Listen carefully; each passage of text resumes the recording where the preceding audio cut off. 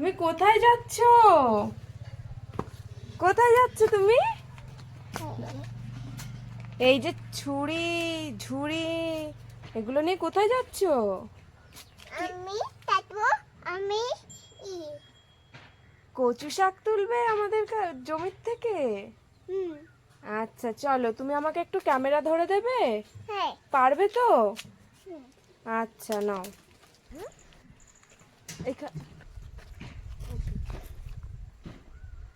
আমাকে দেখা যাচ্ছে? না আসো তো, এদিকে আসো, তারপর তো দেখা যাবে। দেখা যাচ্ছে? হুম আরে মম মামি আরে মম মাম্মি বলো মাম্মি কি কাটছে বলে দাও। মাম্মি দুটো দাঁত দাঁতিন কচু গাছ কাটছে মাম্মি। হ্যাঁ এটা টু তাই হ্যাঁ, দাদি। বলো, রান্না হবে কচু শাক আজকে, বলে দাও। তান্না কে খাবে কচু শাক? পাপা মামি আমি তুমি তো খেতে পারো না। আমি ওই পারো? মাম্মা তাতা আমাকে দেখা যাচ্ছে? হুম আমার মাম্মা আজকে আমার ক্যামেরা ধরে দিচ্ছে। বন্ধুরা দেখো, আমার মাম্মা কত বড় হয়ে গেছে। আর আমার মাম্মা আজকে পুরো সুস্থ। বলো মাম্মা, হুম তোমার আর শরীর খারাপ লাগছে না তো? না দুধ আমি তাপে তুমি ওষুধ খেয়েছো? হুম আচ্ছা, দেখো আমাদের গাছ থেকে কত শাক তুলে নিচ্ছি আমরা। আমি এটাই বিউটা তান্না বন্ধুদের বলো, কথা বলো। আরে আমি বুমম দাদি ও দুধু দাঁত দাঁতিন আমি বলে দাও বন্ধুদেরকে ভালো করে। আরে মাম্মি কচু শাক তুলছে আজকে। দুধি দাঁত ও হ্যাঁ, তো দেখেছো কত শাক তুলেছি। হুম বুদাতি এই দেখো, আরে উঁচু করো, আমাকে দেখা যাচ্ছে? হ্যাঁ এই দেখো বন্ধুরা, আমার মাম্মা মামাকে ক্যামেরা ধরে দিয়েছে আর আমি কচু শাক তুলেছি আমাদের গাছ থেকে। গাছ থেকে না, আমাদের জমি থেকে।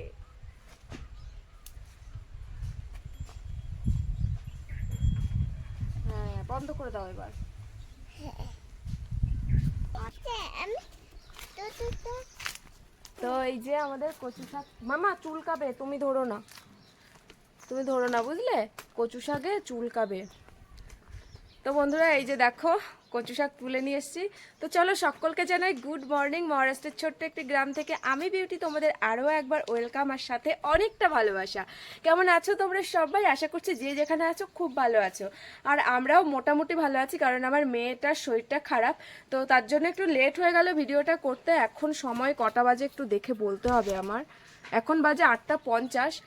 তো চলো, এখন আমার রান্নাবান্না জোগাড় করতে হবে। সকালবেলায় গরম ভাত করেছিলাম মামামকে, যেহেতু কালকে সারাটা দিন ওর খাওয়া হয়নি, পেটে ব্যথা পায়খানা বমি এগুলো ছিল, তাই সকাল সকাল ওকে আমি আগে ঘুম থেকে উঠে গরম ভাত উঠিয়ে দিয়েছিলাম। তো গরম ভাতের সাথে জল নুন দিয়ে ভালো করে চটকে ওকে একটু খাইয়ে দিয়েছি। এখন হচ্ছে আমাদের জন্য রান্না বান্না করবো। আর আমার অবস্থা দেখো, কালকে থেকে টেনশনে প্রচণ্ড, শরীরটাও আমারও খারাপ। বুঝতে পারছো, মা হয়েছি, মেয়ের যদি, বাচ্চার যদি শরীর খারাপ থাকে, সেই মা বাবার কতটা শরীর মানে টেনশন হতে পারে। তো এখন আজকে সকালবেলা আমি মাথায় তেল দিয়ে দিয়েছে তোমাদের দাদাভাই, বেনিটাও তোমাদের দাদাভাই করে দিয়েছে। তো চলো, বেশি আর কথা বলবো না, তোমরা দেখতে থাকো, আশা করছি খুব ভালো লাগবে। চলো। শুনতো পাপিয়া পিপিয়া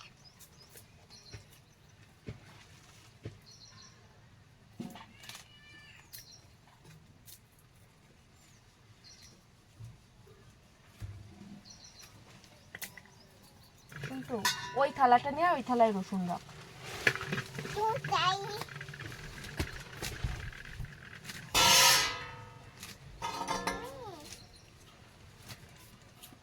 নিয়ে আসো, নিয়ে আসো, ওই নিয়ে আসো, কিচ্ছু হবে না।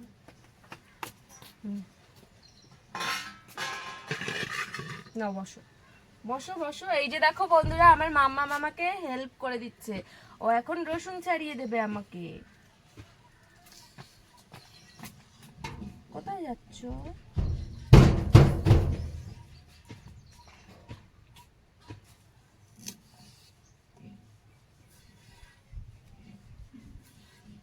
দেখো বন্ধুরা, আমার মামাম এখন আমাকে রসুন ছাড়িয়ে দিচ্ছে। দাঁড়াও তোমাদের, এই যে আমার সোনা মামা। মামা, তুমি রসুন ছাড়িয়ে দিচ্ছ? এতে বিউটা তাই? আচ্ছা, ছাড়াও। আমার পায়ে ব্যথা। তার আমি আজ পাতা মাম্মি বাই পাতা ও ও। বাই পাতা আমার হাতে ব্যথা, পায়ে ব্যথা, তাই তুমি রসুন ছাড়িয়ে দিচ্ছ আমাকে? আমাকে হেল্প করে দিচ্ছ তুমি? থ্যাংক ইউ মামা। তাহলে ক্যামেরাটা বন্ধ করি আবার। টাটা করে দাও। টাটা তো আজকে সবুজ সবুজ একদম সবকিছু রান্না করব। ধনেপাতা দিয়ে তেলাপিয়ার মাছের ঝাল যে এত ভালো লাগে বন্ধুরা, কি বলবো।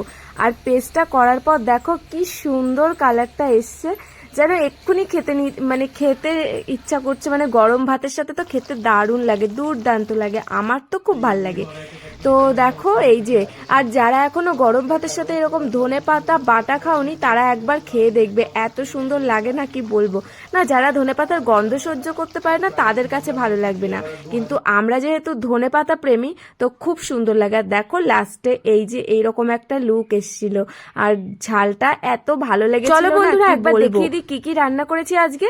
এই যে দেখো, মামামের জন্য করেছিলাম হচ্ছে পেঁপে দিয়ে আলু দিয়ে, আর এই যে হচ্ছে কচু শাক, গাছের কচু শাক যেগুলো সকালবেলা বাছতে দেখেছো। আর এখানে হচ্ছে তেঁতুল ভাজা, মানে তেঁতুল, শুকনো লঙ্কা, সর্ষে ফোড়ন দিয়ে দারুণ লাগে খেতে এই তেঁতুল ভাজাটা। তো এই দিয়েই মানে ভাত, যাদের মুখে রুচি থাকে না তখন যদি এই খাবারটা খায় না, সত্যি প্রাণ মন সবটা জুড়িয়ে যাবে। আর এই যে হচ্ছে মামামের জন্য তরকারি, একদম সাদা মাটা তরকারি।